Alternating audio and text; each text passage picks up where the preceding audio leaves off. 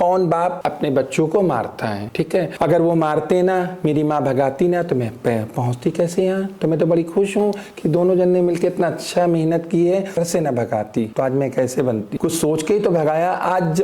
इसीलिए मैं कहती हूँ जीवन में हर आदमी को, अगर माँ बाप के साथ आप रह रहे हैं अच्छी बात है, लेकिन आप बाहर निकलने की कोशिश करिए। आप लोग जो कह देते हैं हो जाता है क्या? इसमें क्या है, इसका नहीं, क्या रहस्य है? इसमें जो होता, जो कह देते वो हो जाता। ये चीज जब होती है जब हमारी आत्मा दुखी होती है, जब आप इतना दिल दुखा दोगे, इतना दिल दुखा दोगे कि अंदर से जब आत्मा रोने लगती ना, तब निकलती है। वरना तो दुनिया बकती रहती है। आप देखते रोड चलते कितना लोग क्या क्या कहते हैं। तो किन्नर जल्दी आपको बताने, किन्नर लोग बद्दुआ देते ही नहीं। जो असली किन्नर होगा वो आपको बद्दुआ कभी जल्दी नहीं देगा। और जो बनावटी आजकल कमाने का सिस्टम बनाए हैं, वो तुरंत कहने लगेंगे नहीं दे रही 11,000, जो तेरा नाश हो जाए, ये हो जाए। वो डुप्लीकेट बने हुए होते हैं। मैं इनको किन्नर नहीं, मेरे पास पिस्टल है जरूर, लेकिन मैं कभी लेके नहीं चलती, कभी भी नहीं लेकर। शुरू में मैं लेके चली हूँ, उसके बाद मैंने पिस्टल। अच्छा, शुरू में शौक था थोड़ा डोरी वोरी दिखे और थोड़ा भौकाल। फौजी के घर बिटिया पैदा हुई, मिलिट्री के हॉस्पिटल में। माँ को होश आया, माँ ने तो जान लिया था,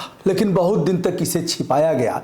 लेकिन जैसे ही फौजी को पता लगा कि न वह बेटा है न बिटिया है, फिर कुछ दिन तक तो छुपा करके रखा, कोई न जाने, समाज न जाने, रिश्ते नाते के लोग न जाने। लेकिन यह तो जानना ही था। जानने के बाद जब फौजी पिता जानता है कि यह न बेटा है न बेटी है, बीच का है, तृतीय लिंगी है, फिर पहाड़ टूट जाता है। उसके सपनों पर कुठाराघात होता है, सपने चकनाचूर हो जाते हैं। बिटिया जब होश संभालती है तो उसके सामने जो होता है। हमारे साथ हैं पायल दीदी, जो आज किसी परिचय की मोहताज नहीं है। समाज में इन्होंने जो ट्रांसजेंडर लोग हैं उनके लिए बहुत काम किया। उन्हीं के लिए ही क्यों, संपूर्ण मानवता और नैतिकता के लिए इन्होंने अपने आप को समर्पित कर दिया है।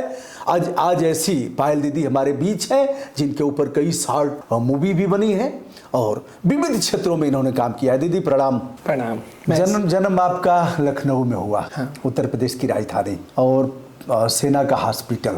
फिर आप घर गई, पापा फौजी थे, राजपूत परिवार से आप लोग बिलोंग करते हैं। पापा को पता लगा, फिर कुछ दिन तक चुप चुप चुप चुप, कोई न जाने कोई न जाने। फिर कोई रिश्ते नाते के लोग आते रहे होंगे तो छुपाना और कुछ। फिर आपने धीरे धीरे होश संभाला। शुरुआत से बताएं, फिर विद्यालयी शिक्षा कैसे हुई, फिर विद्यालय में अध्यापकों की कैसी भूमिका आपके साथ थी, जिन्हें गुरुजन कहा जाता है। गुरु गोविंद दो खड़े काके लागू पाए, बलिहारी गुरु आपने गोविंद दियो बताए। सबसे पहले तो मैं बताने से पहले पूरे देशवासियों को धन्यवाद देना चाहूँगी कि आप लोग के प्यार और आप लोग के सहयोग से आज मैं धीरे धीरे आगे बढ़ रही हूँ। और साथ में अपने मैं मीडिया प्रभारी को भी, जो हमारे लिए इतना कुछ करते हैं, मैं उन्हें भी धन्यवाद देना चाहूँगी। मेरा जीवन एक ऐसा जीवन है, मैं तो कहती हूँ ऐसा जीवन किसी का भी ना हो जो जीवन हमारा होता है। लेकिन जिस तरीके मैंने एक अपनी पहचान बना ली है, उस पहचान को देखते हुए अब लोगों के अंदर एक, जैसे किन्नर समाज के लोग हैं, उनके अंदर एक ताकत सी आ गई है जी। तो मुझे बहुत खुशी होती है कि उनके अंदर एक ताकत सी आ रही कि हम भी दुनिया में रह के, समाज में रह के कुछ कर सकते हैं। जब मेरा जन्म हुआ और घर में इतनी खुशियां मनाई गई, दुनिया भर का सब पार्टी हुआ, लोग आना जाना, सब लोग ऐसे मुखातिब रहे। हाँ, ऐसा हाँ। लोग आना जाना, लोगों का आना जाना लगा रहा, सब चलता रहा। उसके बाद फिर जब कुछ कुछ बातें बाहर निकल के आने लगी, ये मुझे नहीं मालूम, ये मेरी माँ मुझे बताती थी। जो मेरी माँ ने बताया वो मैं जानती हूँ। तो उसके बाद वो बातें धीरे धीरे बढ़ने लगी, पूरे गाँव में फैलने लगा। उसके बाद मेरे पिताजी के ऊपर कमेंट आने लगे। पिताजी के ऊपर जब कमेंट आने लगे तो उसमें जब लोग उनको कमेंट करते थे तो उस जगह पर मेरी माँ पीटी जाती थी। अच्छा। हाँ बिल्कुल, पिताजी करते थे। क्योंकि जब कोई कमेंट उन्हें करता तो पिटाई मेरी माँ की होती थी। अच्छा, ठीक है। माँ का क्या दोस्त था? माँ का ये दोस्त था कि तुमने पहले क्यों नहीं बताया और तुमने पैदा क्यों किया। यह भी एक रहा होगा कि हाँ वही बोले। अब गांव के तो लोगों को जानते हो। अच्छा, पहले अगर माँ बताती तो क्या करते, गला घोंट देते? मुझे भी लगता ही होता, पिता गला घोंट देते। अब उन्होंने तो कहा ठीक है ठीक है, सब ठीक है, सब ठीक है, चलता रहा इसी तरीके। लेकिन जब समाज के लोगों ने कमेंट करना शुरू किया कि इनका न बेटा है न बेटी है, वह तो ट्रांसजेंडर है, फिर आकर के पिटाई करते थे। फिर पिटाई होनी शुरू हो गई। इसी तरीके हमारी माँ का जीवन चलता गया, क्योंकि कहानी तो मेरी बहुत लंबी है और मेरे पर किताब भी आई है, मैं पायल के नाम से है, 113 पन्ने की है और वो महेंद्र भीष्म जी ने हाई कोर्ट के रजिस्ट्रार हैं, उन्होंने छापी है। तो ये कहानी तो बहुत लंबी, अगर उस तरीके बताएंगे तो बहुत सी चीज़ें निकल के आएंगी। तो जस जस बड़ी होती गई तस माँ तो मेरी पिटी रही थी, जस जस मैं बड़ी हुई मेरा भी नंबर आ गया साथ। अच्छा, पिताजी पीटने लगे, साथ में मेरा भी नंबर आ गया। अब जब मेरा नंबर आ गया तो मैंने कहा चलो ठीक है, मैं क्यों पीटी जा रही हूँ। अच्छा, कितनी उम्र में, जैसे याद होगा कि कितनी उम्र में आपकी पिटाई शुरू हुई थी? पिटाई तो मुझे पता है 3-4 साल के बाद से। हाँ, जैसे कोई चीज़ है, अब मेरे अंदर चीज़ें हैं तो हम फ्राक पहन लेती थी, बिंदी लगा लेती थी, ये मेरी आदत थी। अच्छा, बाई नेचर है तो हाँ, वो अपने आप ही मेरे अंदर होने का। फिर थिरकना, कुछ गीत गाना तो उस चक्कर में पिटती थी हम। अच्छा, उस चक्कर में पिटती थी। तो ये हुआ क्योंकि सब लोगों ने बताया था कि लड़का हुआ, लेकिन उन चीज़ों को तो छुपा नहीं था। तो फिर उसमें हम पिटती रही, इसी तरीके का होता रहा हमारे साथ में। इतनी पिटाई हुई सबकी, इतनी पिटाई मेरी हुई, मेरी माँ की हुई, मेरी बड़ी बहन की भी कभी कभी हो जाती थी, वो बचाने बीच में आती थी ना, तो कभी कभी उसकी भी हो जाती थी। कितनी बहनें आप लोग थी? हम लोग, मेरी 4 बहनें थी, जिसमें एक बहन एक्सपायर हो गई। अच्छा, और अभी जो है तो आपकी बड़ी बहन भी पीटी जाती थी? हाँ, वो भी पीटी जाती थी। एक वही थी ताकतवर जो थोड़ा हम लोग को बचाती थी। अच्छा, और बाकी के तो मतलब बहनों का ठीक ठाक? हाँ, बहनों को सब ठीक ठाक था। एक वही थी, मतलब आपके साथ भाव उनका अच्छा था? हाँ, बहुत अच्छा था। और माँ का अच्छा था, बहनों का अच्छा था। इसी तरीके चलता रहा, पिटती नहीं। फिर आखिर में जब पिटती रही कि लगा कि अब हम मरने के दिन आ गए, ऐसे कर रहा तो कभी अगर मर गई, कुछ हो गया, तो मेरी माँ ने मुझसे सीधे कह दिया कि तुम घर छोड़ के जाओ। अच्छा, हाँ बिल्कुल। क्या कौन सी उम्र रही होगी उस समय? 8-9 साल की उम्र में अलग हुई है। अच्छा, इस समय जब घर आप छोड़ी, उसके पहले विद्यालय में दाखिला हुआ था कुछ ऐसा? नहीं, हम लोग जाते थे छोटे में, जब स्कूल जाते थे तो वो भी वहाँ जाती थी, गाना ना सुनाती थी। अच्छा। मास्टर साहब पढ़ाते नहीं तो थे। उसमें नाम क्या रखा गया था विद्यालय? जुगनी नाम रखा। मतलब उस समय हो गया था कि आप लड़का नहीं, मतलब बीच वाले। हाँ, जुगनी नाम रखा गया। अच्छा। था। और मास्टर साहब लोगों का कैसा व्यवहार था? मास्टर लोग का अच्छा व्यवहार था। और मास्टर लोग जो हैं वो जाते थे तो थोड़ा पढ़ती रहती थी, उसके बाद वो कहते थे कि तुम गाना अच्छा गाती हो तो तुम गाना सुना दो, और गाना सुनाने के बाद और तुम जाओ, ठीक है, तुम जाओ। तो ना पढ़ाई के बात कर लेना, रजनी का है, तो बात ना होके वो जो है पढ़ाई न करके हमको सीधे गाना सुने। तो उससे फिल्म आई थी नूरी फिल्म। अच्छा, हाँ, नूरी फिल्म आई थी, तो उस नूरी फिल्म का हम गाना गाती थी, आजा रे ओ मेरे दिल पर आजा। हाँ, उसमें आवाज भी बचपन में कहते नहीं, कोई बात नहीं, तो अब जब कहते हाँ, तो बैठे हुए आजा रे ओ मेरे दिल पर आजा, दिल की प्यासी बुझा जा रे, इस तरीके गाना सुनते थे मास्टर साहब, और मुझको छुट्टी दे देते थे। तो जब छुट्टी मिल जाती थी तो मैं चलिए। अच्छा, उनकी आदत हो गई थी गाना सुनने की, रोज यही सुनते थे। और मुझे बड़ा मजा आता था कि छुट्टी मिल जाती तो मैं भाग लेती। और कौन बच्चा चाहेगा पढ़ना, हम भी भाग गए। तो घर नहीं जाती थी, रास्ते में तालाब मिल गया, कुछ मिल गया, तो उसमें हम लोग पानी उलझते थे, तो छोटी छोटी मछली पकड़ते थे। तो उस चक्कर में पीटी भी जाती थी कभी कभी, जैसे कपड़े गंदे हो गए पूरे सब कीचड़ में, तो उसमें ये सब होता है। तो इसी तरीके चलता रहा। फिर उसके बाद जो है घर छोड़ दिया, घर से बाहर। अच्छा, अब एक चीज, जैसे घर रात को छोड़ा, दिन को छोड़ा, माँ ने कैसे छुड़वाया, कैसे सहयोग किया? घर से निकली तो क्या लेकर के निकली? माँ ने कुछ पैसे उसे दिया, कुछ खाने? हाँ, माँ ने थोड़े से पैसे दिए थे, भाई 30-40 रुपए मिले थे मुझे याद है। वही लेके मैं घर छोड़ के बाहर हो। दिन में छोड़ी थी, रात में छोड़ी थी? नहीं, रात में भागी थी मैं। अच्छा, पहले तो रात में गई, उन्होंने कहा तुम पहले जाके एक जगह सोई है। अच्छा, एक चीज, जैसे माँ ने जो गर्भ में पाला, 9 महीने तक पाला पोसा, 9 साल तक किया, तो जब रात को छोड़ा उस समय कुछ कैसी कल्पना आपको कैसी हुई होगी और उनको कैसी हुई होगी? देखिए, बच्चा मरने से तो अच्छा ही है। अगर वो प्यार कर रही हैं, अगर मर जाए तो उससे तो अच्छा यही है कि बच्चे को बचा लिया जाए। तो उन्होंने अपने से इसलिए हमको अलग किया कि ताकि हमारा बच्चा बच जाए। उसमें क्या बुराई है? छोड़ा उन्होंने फिर? हाँ, मैं उनके बिना, हाँ, मैं उनके बिना रह भी नहीं पाती थी। सब कुछ मेरी आदत थी उनके बिना न रहने की, न खाना उनके बिना नहीं खाती। मैं कैसे रही हूँ मैं जानती हूँ, कितने दिन मैंने मुसीबत उठाई है, कितने दिन मैं क्या उनके दिल पर गुजरी होगी जब छोड़ा होगा? अब उसके लिए तो क्या कहें ना, तो उस समय मतलब वो आज भी याद होगा। वैसा। बिल्कुल, ना तो फोन चलता था ना कुछ चलता था उस समय, तो बहुत बड़ी बात थी हमारे लिए।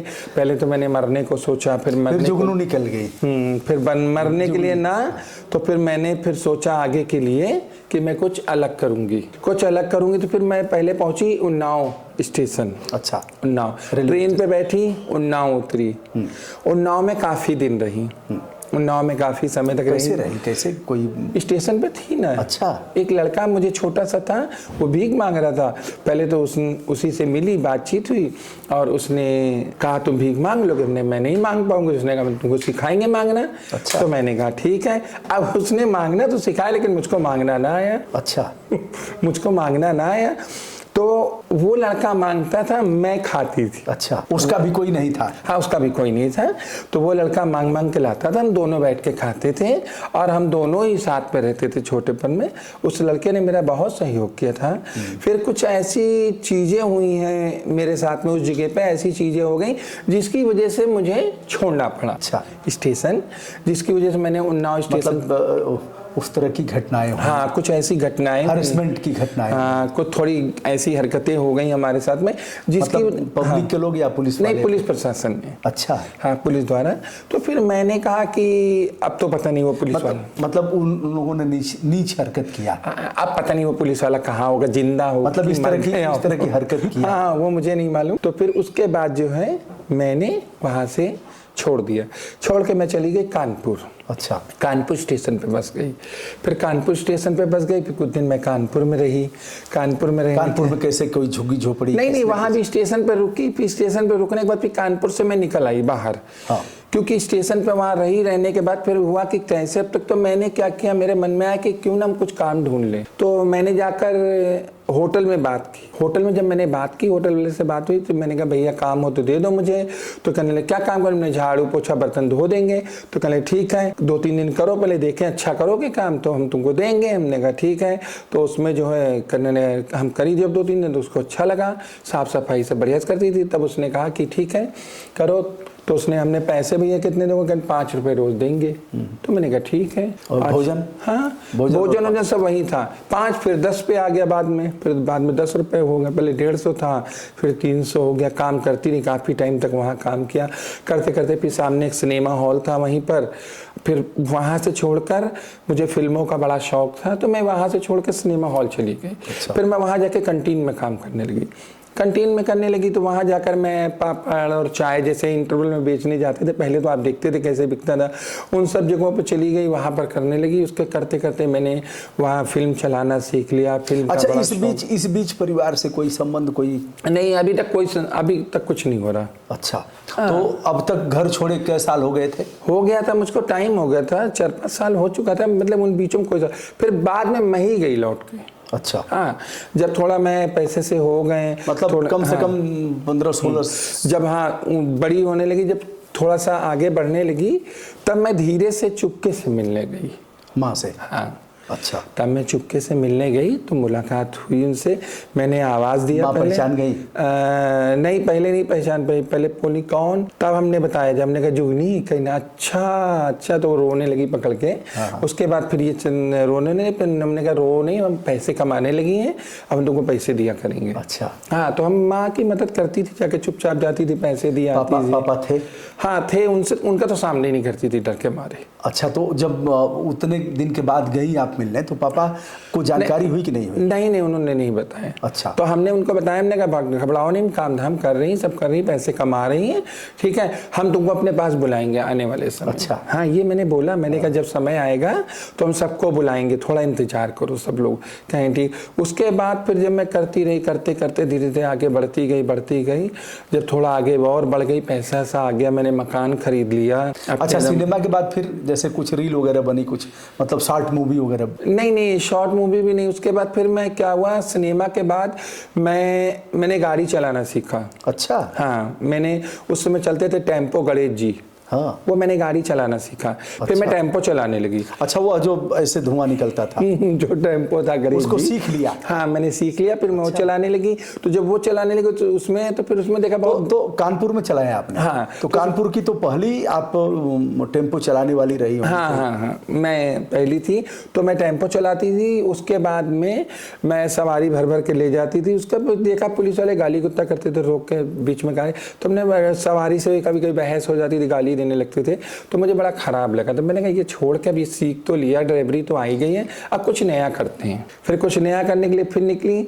फिर मैं डांस कंपटीशन में उतरने लगी। अच्छा। डांस का प्रोग्राम कहीं होता था, कंपटीशन होता था। तो जब उसका फॉर्म निकलता था तो मैं उस पर भरवाती थी, और भरवा के मैंने कहा मैं इस पर जरूर जाऊंगी। तो उस पर मैं गई। तो पहला मैंने जब डांस कंपटीशन मेरा हुआ कानपुर के अंदर विजय स्वरूप पार्क में हुआ था। तो उसमें एक गाना है, तो पिक्चर आ रही थी खलनायक आ रही थी। तो मैंने उसमें सीखा था चोली के पीछे क्या है, उसमें गाना मैंने सीखा था, वही डांस सीखा था। मैंने भी फॉर्म भरा। तो जब मैं वहाँ गई हॉल के अंदर तो पहुंची, तो उन्होंने कहा ठीक है, पूरा हॉल पब्लिक से भरा हुआ, पूरा हॉल पब्लिक से भरा हुआ है। और मैंने जो है अपनी माँ को भी खबर दिया था कि आके देखो, ठीक है। तो वहाँ पर मेरी बड़ी बहन गई थी देखने के लिए। तो वो मेरा पहला डांस था मेरा, जो उस डांस पे पहला मेरा चला। और चलने के बाद जब डांस शुरू हुआ तो मैंने कहा इतनी तो लड़कियां यहाँ नाचने आई हैं, मैं क्या जीतूंगी, ठीक है, मैं क्या जीतूं। तब जाके जब मैंने चोली के पीछे डांस किया, तो जब वो डांस हुआ होने के बाद बड़ी पब्लिक ने ताली बजाया। फिर जब मैं नीचे उतरी मन से, तो जब बाहर आई तो सब कहें तुम जीतोगी, तुम जीतो, फर्स्ट प्राइज तुमको। हमने कहा मुझको क्या मिलेगा फर्स्ट प्राइज? कहीं नहीं, तुमको ही मिलेगा। हमने कहा ठीक है, देखती हूँ मिलता कि नहीं मिलता। उसके बाद फिर मैं बाहर जब आई, सबने कहा। उसके बाद जब नाम का ऐलान होने हुआ, तब वहाँ पर जब मेरा नाम लिया गया है तो मेरे आंसू निकल आए हैं कि मैं फर्स्ट प्राइज जीती। फिर मैं लेके वो पहला मेरा पेपर में फोटो, मेरी लाइफ में पहला फोटो छपा था। तो लोगों ने मुझे पेपर दिया। तो मैंने कहा मैं पेपर में छपी हूँ, मैं पेपर। फिर मैंने कहा यही काम मैं करूँगी, ये ज़्यादा अच्छा है, इससे मुझे कुछ एक नई चीज़ मिलेगी, कोई कामयाबी। उसके बाद फिर मैंने वही शुरू कर दिया। और वो शुरू करने के बाद फिर मैं उसी से चलने लगी। फिर डांस यही प्रोग्राम कंपटीशन करती रही। फिर उन्नाव में मैंने किया, शुक्लागंज में किया। इस तरीके मेरा चलता गया, आगे बढ़ती गई। फिर आएंगी लखनऊ की ओर, कानपुर से लखनऊ। हाँ, फिर लखनऊ की ओर प्रस्थान की, लखनऊ उतरी। लखनऊ के चारबाग में कई दिन पड़ी रही। वहाँ के किन्नर मुझको उठा ले गए। अच्छा। किन्नरों में बहुत दूर रहती थी, पहले मैं बहुत डरती थी। किन्नर लोग मुझे उठा ले गए। लखनऊ की जो मोना किन्नर थी, ये गोमती नगर में रहती थी, वो मुझे उठा ले गए अपने घर में 2 दिन एक दिन रखी पूरा। दूसरे दिन क्या कहा उसने, हम सुबह बधाई गई और हम भाग गई। उसने कहा बधाई चलना है, मैं भाग गई चुपचाप। मैंने कहा मैं ये सब नहीं करूँगा, मैं नहीं रहूँगा। उसके बाद फिर मैंने यहाँ दूरदर्शन में काम किया। अच्छा। दूरदर्शन में मुझे एडवर्टाइजमेंट का काम मिला, वहाँ काम मिला। फिर मैं गांव-गांव जाके ऐड करती थी। इस तरीके मेरी चीज़ें चलती रहीं। चलते फिर 2000 आ गया 2001 में एक जो है कार्यक्रम चल रहा था महिलाओं का, उसमें गैंग रेप हो गया था। उसमें कौशल किशोर, शाइस्ता अंबर बैठी थी। तो मैं निकल रही थी, तो मैंने देखा, मैंने कहा क्या हो गया यहाँ पे। तो मैं भी पहुंची, मैंने कहा क्या हुआ? कहीं गैंग रेप हुआ। हमने गैंग रेप क्या होता है? कहीं गैंग रेप होता है, कई लड़कों ने एक लड़की के साथ बलात्कार किया, मतलब वो उसका। तो मैंने कहा अच्छा ये हुआ कहीं? हाँ। तो मैंने कहा अच्छा। तो हमने कहा मैं भी आपके साथ हूँ। तो मैं भी बैठी उनके धरने। कौशल किशोर जो मिनिस्टर थे। हाँ। तो मैं भी बैठी उनके साथ। जब मैं उनके साथ बैठी, तो बैठने के बाद जब मैं हुल्लड़ मचाने, एक डंडा मुझे पड़ गया। अच्छा, पुलिस का? हाँ, पुलिस का। जब पुलिस का डंडा पड़ गया, मैं गुस्सा आ गई। मैंने कहा खबरदार अगर तुम लोगों ने। फिर मैंने असली रूप में आ गई अपने में, चिल्लाने लगी। फिर सब पुलिस वाले पीछे हट गए, कहने अरे यार ये तो ये, अरे ये कहाँ से आ गई बीच में। फिर उसके बाद वहीं से मैंने बैठ के, वहाँ थे डॉक्टर सिद्दीकी, उनसे मैंने बात किया। मैंने कहा डॉक्टर सिद्दीकी जी से हमने कहा कि इन गरीबों की मदद कैसे होगी पैसे से? तो कहीं पैसा कहाँ दे रही सरकार, तुमने पैसे कैसे निकलेंगे? कहीं पैसा मंत्री नेताओं को मिलता, विधायकों को, हमने विधायकों कहीं। हाँ। तो हमने कहा मैं भी चुनाव लड़ूंगी। कहीं लड़ोगी चुनाव? हमने यहाँ लड़ेंगी। तो कहीं ठीक है मैं बात करता हूँ तुम्हारे लिए। तो उन्होंने बात किया कौशल किशोर से, तो कौशल किशोर ने कहा तुम चुनाव लड़ोगे? हमने हाँ मैं लड़ूंगी चुनाव। कहीं ठीक है तैयारी करो। अच्छा, उस समय तो कम्युनिस्ट पार्टी में रहे होंगे कौशल? हाँ कम्युनिस्ट में थे। फिर जब हम लोगों ने चुनाव का ऐलान कर दिया दोनों लोग ने, उन्होंने कहा कि मेरी तरफ से पायल चुनाव लड़े, मेरी पार्टी से पायल चुनाव लड़ रही, पायल किन्नर। उसके बाद बड़ा हंगामा मच गया। पहली मैं थी जो उतर रही थी, और उस मेरे से पहले थी आशा देवी, और उससे पहले थी कटनी वाली। हाँ ठीक, पहली कटनी थी, फिर आशा देवी, तीसरी मैं। आशा तो मेयर हुई थी और वो विधायक हुई। हाँ, थी, वो विधायक सुहाग विधानसभा से। उसके बाद फिर मेरा नंबर आया। जब मेरा नंबर आया है तो फिर जब हम लोग का शुरू हुआ है, फिर मैंने कहा नामिनेशन करने के बाद रातों दिन मेरे वहाँ भीड़, इतनी पब्लिक चुनाव लड़ रही, मीडिया रातों दिन मेरे पास, जिसको देखो वही चला रहा है मेरे पास। अब मेरे पास पैसे नहीं, लेकिन चुनाव लड़ने की तैयारी हो गई। चुनाव लड़ने की तैयारी हो गई, पैसा एक भी नहीं मेरे पास में, और चुनाव लड़ रही विधायकी का बताइए। उसके बाद फिर मैंने कहा आप क्या करेंगे, गाड़ी भी नहीं मेरे पास में। तो फिर एक गाड़ी जो है, 2 गाड़ी कौशल किशोर ने मंगा के मलियाबाद से मुझको दी। 2 गाड़ी मुझको मिली, छोटी वाली जैन थी, मारुति जैन वो थी। वही सबसे फिर हम चुनाव लड़ना शुरू किया। मैंने जब नामिनेशन करने का, बड़ी पब्लिक मेरे साथ भी लड़के गए, किन्नर गए, फिर एक एक करके जुड़ते गए सब। तो जब ऐसे ही जुड़ते गए हम लोग का चलता गया कारवां। फिर उसके बाद मेरे पास पैसे खत्म, हमने कहा क्या करें, तो मैं पहुंची सहारा इंडिया। सहारा इंडिया का मैंने एक फैशन शो किया था 2000 में। सहारागंज की बुनियाद रखी जा रही थी, तो मैंने 2000 में एक फैशन शो किया था। उसमें हम लोग को भी रोल मिला था। उसमें एक फैशन शो था, उसमें किन्नर थे और ओल्ड्स थे, विकलांग थे और नेत्रहीन, ये सारे लोग मंच पे उतरे थे। तो हम लोग, तो मैंने कहा कि सारे ने कुमकुम दीदी से मिलने गए। मैंने कहा दीदी मैं चुनाव लड़ रही, मेरे पास पैसे नहीं है। तो उन्होंने कहा कि क्या चाहिए तुमको? मैंने कहा दीदी पोस्टर वोस्टर मिल जाए मुझे, तो मेरा काम है। कहीं इनकी दे तो नहीं सकती हूँ, हम लोग दूसरी पार्टी में तुम्हारा समर्थन करें, लेकिन चुपके से मैं कर सकती हूँ। तो जब मैंने कहा ठीक होगा, तो उन्होंने एक गाड़ी मुझे पंपलेट छपवा के भेजा, कहीं ये घर घर बांटो, तुम्हारा मैसेज लिख देती हैं और इसी चीज को तुम घर घर बांटो। तो वो ही हम लोग बांटते थे। उसके बाद में बाकी का खर्चा कैसे चले, 30 से 40 लोग मेरे घर में रह रहे हैं आके, रोज का रोज खाना बनना सब हो रहा। तो फिर मैं क्या करती थी, जो 2 मुझे गनर मिले थे, मैं 2 गनर लेके मैं क्या करती, दिन में जाती थी बधाई बजाने। अच्छा, हाँ बिल्कुल, गनर मेरे साथ खड़े रहते थे। वो खड़े रहते थे, मैं बधाई बजाती थी, नाचती थी, जो पैसा मिलता था उसी का पोस्टर। अच्छा, अन्य दिनों में जो आप बधाई देने जाती थी, नाचती थी, तो उससे तो अधिक मिलता रहा होगा, क्योंकि अब 2 गनर भी थे। नहीं अधिक बढ़ गया, नहीं अधिक नहीं मिलता था। हाँ। क्योंकि उस समय तो आप जानते हैं 2001 का क्या जमाना था। उस समय तो आपको भी पता है क्या समय था, क्या जमाना था, कहाँ इतना पैसा था। लेकिन गरिमा और बढ़ गई थी। हाँ बढ़ गई। नहीं कहते थे तो हम बोल देती थी लोगों से, हम कहते दीदी हम चुनाव लड़ रहे हैं, नहीं पुलिस वाले बिटिया तुम्हारे साथ। हमने कहा दीदी हम चुनाव लड़ रही है और हमारे पास पैसे नहीं है, तो हम आप लोग के घर आ गए। कहना अच्छा। तो हमने कहा जो मदद हो आप लोग। तो वो लोग अपनी मर्जी से जो है थोड़ा बढ़ के दे देते थे, अपनी मर्जी से जी। तो बढ़ के तो उसी से मैं चुनाव लड़ी हूँ। और उसके बाद फिर मेरे पर कई बार हमला हुआ, कई बार लोगों ने हमला किया, कभी पिस्टल तान दी गई मेरे पर, रातों रात प्रचार कर रही थी। तो कभी ऑफर मिला मुझे पैसों का कि चुनाव से नाम, जहाँ पे मैं प्रचार करने जाती थी वहाँ बत्ती गुम हो जाती थी, जहाँ भी मैं प्रचार करने जाती थी वहाँ की लाइटें बंद कर दी जाती थी। तो मैं चिल्ला अच्छा, नामांकन हुआ और नामांकन निरस्त नहीं हुआ, मतलब? हाँ नहीं हुआ। हाँ, ये चीज मैंने पूरा चुनाव लड़ी, मुझे सब कुछ मिला, लेकिन मैं पीछे नहीं हटी। पूरी लड़ाई मैंने लड़ी और लड़ने के बाद मैंने पूरी तरीके से हंगामा बिल्कुल मचा रखा था। मैं जाकर मेरे रात में पोस्टर नोच दिए जाए। अच्छा, उन दिनों भारतीय जनता पार्टी और कांग्रेस के कौन से कैंडिडेट थे? कहाँ पे? हमारे? हाँ, हमारे सामने हाँ। लालजी टंडन जी थे, जो लखनऊ के सांसद भी रहे और उत्तर प्रदेश सरकार में मिनिस्टर भी रहे। बहुत कसके वोट मिला था, लोगों ने खूब वोट किया था। अच्छा, लेकिन वो हुआ वहां पर जब गिनती हो रही थी, तो गिनती होते होते ये होने लगा बाद में कि पहले तो वो गिनती हो रही थी, गिनती होते तो फिर कहने लगे कि नीचे गाड़ी सच के आई लालजी टंडन की, कहीं अब आप लोग हार गए हैं, वो जीत गए, वो इतने वोटों से जीत गए। अब वहां पर इतनी गुस्सा लगी, हम लोग कर भी क्या सकते थे, पुलिस प्रशासन तो आप जानते ही हो। हम लोग चुपचाप से, मैं थी और भाजपा से बॉबी थे, सपा से वो थे रविदास मल्होत्रा, बड़े नामचीन लोग थे। लेकिन लड़ाई जो थी मेरी और लालजी टंडन की चल रही। तो वहां से आप पॉलिटिकल हो जाती हैं और फिर कैसे कहाँ भिक्षाटन से लेकर के और यह जीवन शुरू होता है। अब आपको जाना भी है किसी कार्यक्रम में, तो हम उपसंहार की तरफ बढ़ते हैं। फिर राजनेता आप हो जाती हैं, नेता हो जाती हैं, नेतृत्व करने लगती हैं। फिर पिताजी सेवानिवृत्त होते हैं, फिर गांव में रहते हैं। फिर क्या हुआ? पिताजी ने जाना कब कि हमारी बिटिया वह अब पॉलिटिशियन हो गई है।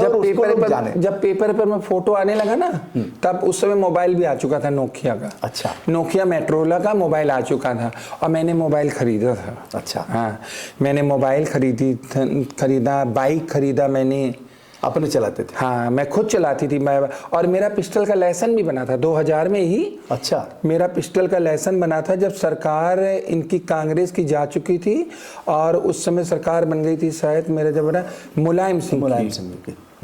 तो उनकी सरकार में मेरा लाइसेंस बना था।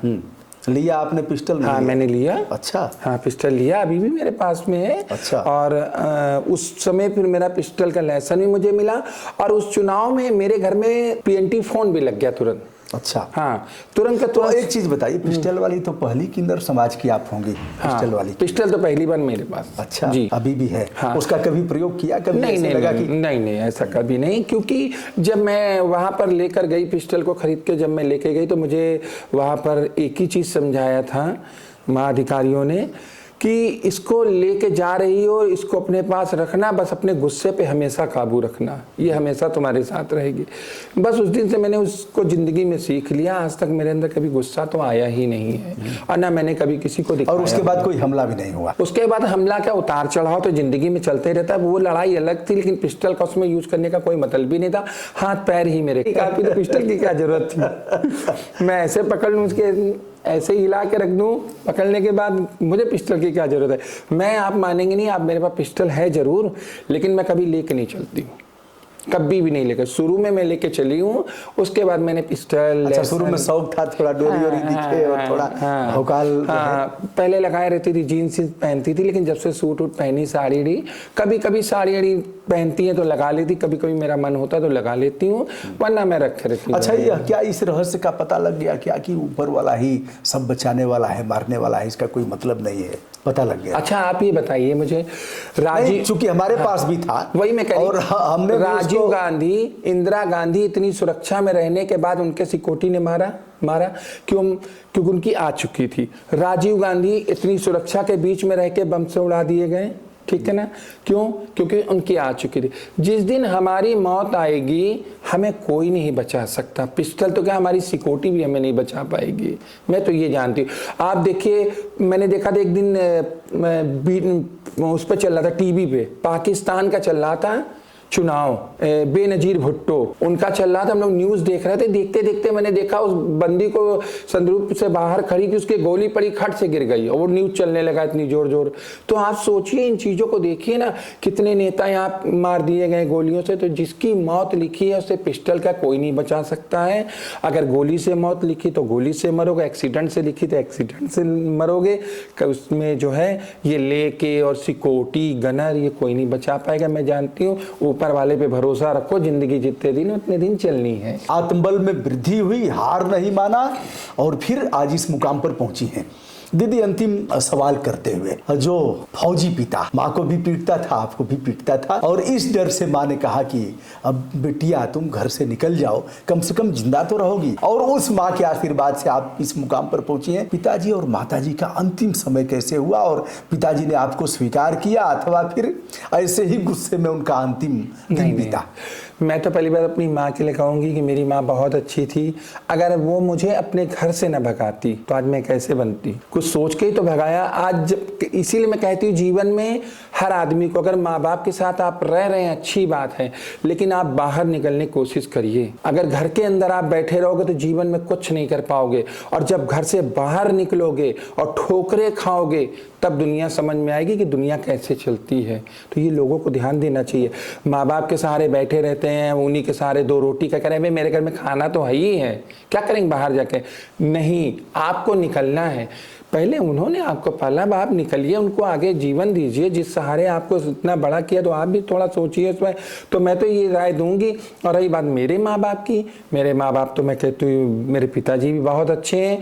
देखिए वो पिताजी थे, जो भी किया है ठीक है, उनके कुछ ऐसे हालात, कुछ ऐसी चीज़ें थी जिनकी वजह से उन्हें करना पड़ा, वरना कौन बाप अपने बच्चों को मारता है, ठीक है।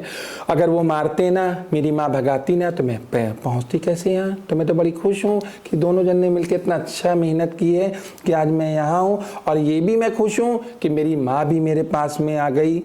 मैंने अपनी माँ को भी बुला लिया, अपने पास रहने लगी। मेरे पिताजी भी आ गए, मेरे पास रहने लगे। मेरी माँ ने भी मेरे सामने दम तोड़ा है, मैं उसमें गई हूँ। और मेरे पिताजी ने भी मेरे पास दम तोड़ा है कि मैं उस मिट्टी में गई हूँ, मैं उनको लेके गई हूँ। और आज मैं अपने माता पिता को पूछती हूँ, मेरे घर में बड़ी बड़ी फ़ोटो लगी, मैं उनकी बहुत मान करती हूँ। मैं उनको हाथ जोड़ के निकलती हूँ, उनको इतनी इज्जत करती हूँ कि आज मैं जो हूँ उन्हीं के जरिए हूँ। तो मुझे तो बहुत खुशी होती है अपने माँ बाप के। ऐसा पिता जो इस चीज को झेल नहीं पाया कि यह हमारे घर किन्नर पैदा हुई है, मारना पीटना, माँ को भी मारना पीटना। बाद में उनको भी समझ विकसित हुई होगी, पश्चाताप हुआ होगा कि हमने जो किया वो ठीक नहीं किया। और पूत कपूत का धन संचय और पूत सपूत का धन संचय। अगर पूत सपूत है तो धन की कोई जरूरत नहीं, अपने आप कर लेगा। और पूत अगर कपूत है तो फिर कितना भी धन संचय करेंगे उसका मतलब नहीं है। अंतिम समय में आपने उनकी सेवा भी किया। और फिर एक डॉक्टर, पिताजी को कैंसर हो गया था शायद, और कैंसर से ही उनका मतलब मृत्यु उसी से हुई। हाँ, थोड़ा। और आपने क्या बोल दिया था कि डॉक्टर को भी कैंसर हो गया? जो नहीं, वो इसलिए बोल दिया, ऐसा था, ये जियामाओ के डॉक्टर साहब हैं, कैंसर हॉस्पिटल जो है जी। तो हम लोग वहीं लेकर गए थे, उनको लेके जाते थे। काफ़ी पैसा भी लग गया हम लोग का। उसके बाद वो सही भी नहीं हुआ। और जो कि कुछ डॉक्टरों ने कहा था कि ये जो इनके गिल्टी बनी है, इसको आप चीरा मत लगवाइएगा, इसको आप जो है वो मत करवाइएगा। तो उन्होंने क्या किया, अपने फायदे के लिए उन्होंने कीमो करने के लिए उसको चीरा लगा दिया, ठीक है। पहले वो कम से कम 6-7 महीने तक बहुत बढ़िया चल रहे थे, थोड़ी तकलीफ ही चीरा लगाने के बाद फैल गया। हाँ, वो जहर फैल गया। उसके बाद जो है फिर क्या कह रहे हैं, वही डॉक्टर कह रहे हैं अब ये जो है मात्र 1 महीने तक चलेंगे। अच्छा। अब आप इनको ले जाइए। अच्छा। तो हमने क्यों डॉक्टर साहब, तो कहने लगा कि इनके जो है ये जहर फैला, ये जो कटा है। तो हमने कहा आपको, हमने कहा ये काटा क्यों, आपने क्यों काटा? कहने वो जांच करने। तो हमने जांच करने के लिए आपने उनकी मौत अपने आप बुला दी। ये कौन सा तरीका तुम्हारा है? तो मेरे गुस्सा आ रही थी, जब गुस्सा था हमने शुरू कर दिया। भाई हमने डॉक्टर साहब एक बात बोल के जा रही, जिससे मेरे पिताजी मरने जा रहे हैं ना, तुम भी कैंसर ही से मरोगे, कह के जा रही मुँह से अपने। अच्छा। वो भी कैंसर ही से मरे। भाई किसी का, हम कह रहे मेरे पिताजी को तकलीफ थी, मैं उनको देखभाल करती, इतनी तो नहीं थी, कम से कम हमारे बीच में थे। तो अब तुमने तो एक पल में कह दिया कि जाओ, अभी 1 महीने के मेहमान है। अब 1 महीने का अगर मेहमान बोल दोगी तो कौन आदमी कैसे रहेगा, आप ये बताइए मुझे। अभी आपको कह दिया जाए घर में ऐसी प्रॉब्लम है और ये इतने दिन के मेहमान हैं और मेरी गलती से ये वो, तो आप क्या करोगे भाई? बाकी उनकी जब जिंदगी जाना होता। अच्छा, आप लोग जो कह देते हैं हो जाता है क्या? इसमें क्या है, इसका नहीं, क्या रहस्य है? इसमें जो होता, जो कह देते वो हो जाता। ये चीज जब होती है जब हमारी आत्मा दुखी होती है, ऐसे नहीं। ऐसे आप मुझे कितनों कहो, मुझे कोई फर्क नहीं पड़ना है, कितनों कहो आप, मुझे कोई फर्क नहीं है। मुझे फर्क जब पड़ता है जब आप इतना दिल दुखा दोगे, इतना दिल दुखा दोगे कि अंदर से जब आत्मा रोने लगती ना, तब निकलती है। वरना तो दुनिया बकती रहती है। आप देखते रोड चलते कितना लोग क्या क्या कहते हैं, कोई फर्क नहीं पड़ता है। कहते नहीं है कि हाथी जा रहा है और चिल्लाने वाले चिल्ला रहे हैं, तो उससे कोई फर्क नहीं पड़ता है। क्योंकि जब जीवन ही ऐसा बना है हमारा, जब किस्मत ही हमारी ऐसी है, तो दूसरों को हम क्या दोष दें चिल्लाने वालों को। उनका काम है कि आज तुम हंस रहे हो, कल तुम पे कोई हंसेगा। आज तुम हम पर हंस रहे हो, कल तुम्हारे परिवार पे कोई हंसेगा। तो ऊपर वाले का कहना, जो जैसा करेगा वैसा भरेगा। जो तुम कहोगे आज, वो कल तुम्हारे भी आगे आएगा। तो इसलिए पहली बात तो किन्नर, जल्दी आपको बता दें, किन्नर लोग बद्दुआ देते ही नहीं। जो असली किन्नर होगा वो आपको बद्दुआ कभी जल्दी नहीं देगा जी। और जो बनावटी आजकल कमाने का सिस्टम बनाए हैं, वो तुरंत कहने लगेंगे नहीं दे रही 11,000, जो तेरा नाश हो जाए, ये हो जाए। वो डुप्लीकेट बने हुए होते हैं। मैं इनको किन्नर नहीं मानती। असली किन्नर हमेशा आशीर्वाद देता है। आपको पता होगा, आपकी उम्र में किन्नर आते होंगे, हंसी खुशी जो दे दो लेके चले जाते होंगे। आज क्या है, आज कितना देख लीजिए आप किस तरीके की हरकतें हो रही। तो मैं तो आज तो किन्नर है नहीं और किन्नर बन करके उस वेशभूषा में मांग रहे हैं। तो ये गलती किसकी है? ये सरकार की गलती है जी। अभी मुझे पता चला है कि जयपुर के अंदर सरकार ने सेक्स चेंज करने का 2 लाख रुपए देना शुरू कर दिया। अच्छा। हाँ, तो अब ये बताइए मतलब जैसे मतलब लिंग परिवर्तन करने का, सेक्स चेंज करना। अब सेक्स चेंज करने में वो सब चीज आ रही है, जैसे कि अब कोई गे है वो किन्नर बनना चाहता है, बात तो वही हो गई। तो इसमें तो मैं कहूंगी कि ऐसा करना नहीं चाहिए।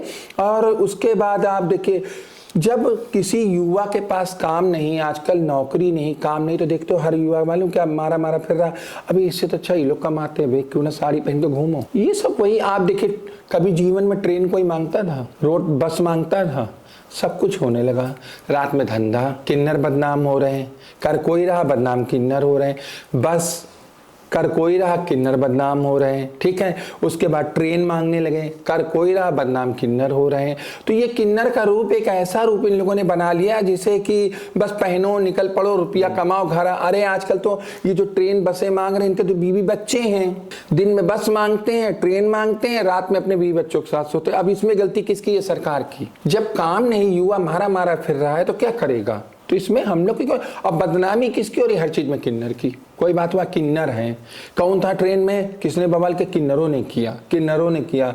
अरे मैं तो कहती हूँ कि कहने से पहले आप लोग उसको देख तो लो, वो है कौन, किन्नर है या लड़का है, चेक तो कर लो एक बार, तब आरोप किन्नरों पर उठाओ। मीडिया है आजकल, कोई बात होती किन्नरों ने मर्डर कर दिया, किन्नरों ने ऐसा कर दिया। अभी देख लीजिए किन्नर की, अब तो इस सरकार के अंदर मर्डर होने लगे किन्नरों का भी। देखिए आप गाजीपुर में गोली मार दी गई, बताइए गंगा किन्नर को।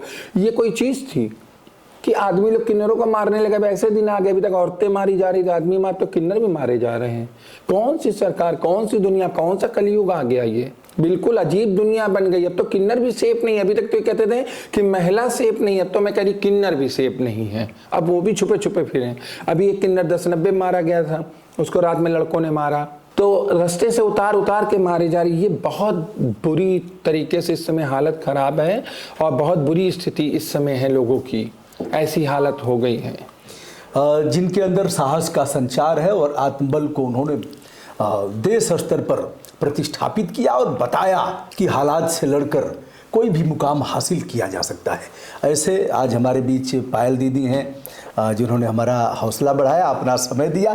फिर इस चर्चा को और भी आगे बढ़ाएंगे और जहां तक हम लोग रुके हैं उस चर्चा के बाद इसके बाद आप बुलाइएगा, मैं आऊंगी, फिर आराम से पूरी मैं आपको चीज बताऊंगी। साथ में आपके लिए मैं पायल लेके आऊंगी अपनी किताब। प्रणाम, सादर प्रणाम। पहले लगाए रहती थी, जीन्स पहनती थी, लेकिन जब से सूट वूट पहनी, साड़ी, कभी साड़ी पहनती है तो लगा लेती, कभी मेरा मन होता तो लगा लेती हूँ, वरना मैं रखे रहती।